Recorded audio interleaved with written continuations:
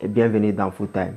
Après une large victoire 3 buts à 1 face au Bénin, un match qui s'est terminé par une véritable récital de Sadio Mané, les champions d'Afrique en titre font leur grand retour face au Rwanda. Un match qui s'annonce a priori très facile pour le Sénégal, mais surtout attention à ne pas tomber dans le piège de la facilité. On le sait dans le football moderne, il n'y a pas d'équipe faible ni d'équipe invincible. Donc un match à prendre au sérieux, surtout pour le Sénégal qui veut vraiment conserver cette série d'invincibilité et surtout qui veut vraiment encore une fois accentuer sa domination sur le football africain.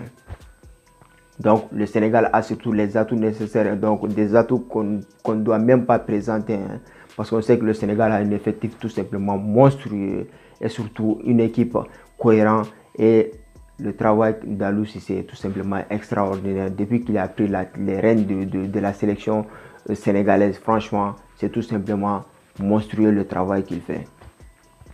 Donc, par rapport au match précédent face au Bénin, je pense que dans ce match, Aliou Cissé ne va pas faire beaucoup de changements. Surtout, je pense que peut-être le retour d'Idrissa Gana Gueye va peut-être bousculer un peu l'hiérarchie dans le milieu de terrain. Et surtout, peut-être ça va pousser Sarr vers le banc.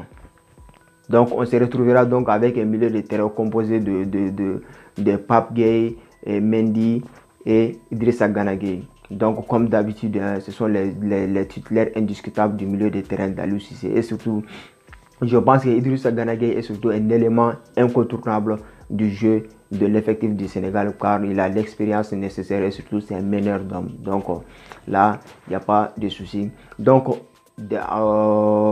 défensivement, je pense que là aussi c'est une véritable, comment vous dire, c'est une véritable caserne d'Ali Baba que le Sénégal dispose.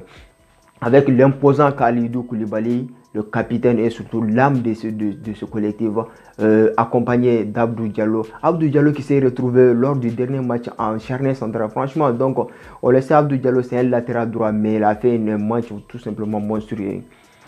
Donc ça prouve à quel point ce jeune homme est tellement talentueux. Franchement, il est vraiment talentueux, ce jeune homme, Abdou Diallo. Donc je n'arrive pas à comprendre sa gestion par Mauricio Pochettino. Donc il devrait peut-être aller voir ailleurs. Donc quitter le PSG, donc le sujet n'est pas là, donc revenons à nos moutons. Donc latéral droit, on avait vu vraiment Youssouf Sabaly, franchement c'est un super gars, franchement, vraiment, le mec il fait des centres vraiment venus d'ailleurs superbes, et surtout ça passe pour Sadio Mané, était tout simplement monstrueux. Donc côté gauche, on a comme d'habitude, c'est Aliou Cissé qui s'est imposé carrément. Il n'y a même plus de débat, il s'est carrément imposé au latéral côté droit de la sélection sénégalaise. Donc à l'attaque, je pense que Aliou Cissé, il ne disposait pas beaucoup d'éléments pour faire des changements. Il avait vraiment misé sur les hommes forts, ces hommes forts du moment, c'est-à-dire Bamba Dieng qui a fait vraiment une saison hors norme avec l'Olympique de Marseille. Notamment, il a reçu le titre du meilleur but avec des Ligue 1 de la saison 2021-2022, avec ses retournées acrobatiques tout simplement venues d'ailleurs. Donc à ses côtés, on avait vraiment Ismaïla Sarr. Ismaïla Sarr, franchement, c'est un joueur qui c'est un joueur que j'aime trop. J'aime vraiment la fluidité du jeu et surtout la rapidité d'exécution que ce jeune homme nous transmet. Donc c'est un joueur vraiment très talentueux et surtout j'adore vraiment sa vivacité. Moi personnellement, j'adore les joueurs qui sont très vifs franchement sur le terrain. Donc et surtout le côté droit de l'attaque, on retrouve Sadio Mané. Donc Sadio Mané, n'en parlons plus, c'est un joueur qu'on ne présente plus.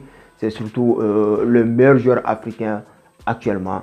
Et surtout avec Karim Benzema, c'est sans doute les deux meilleurs joueurs au monde.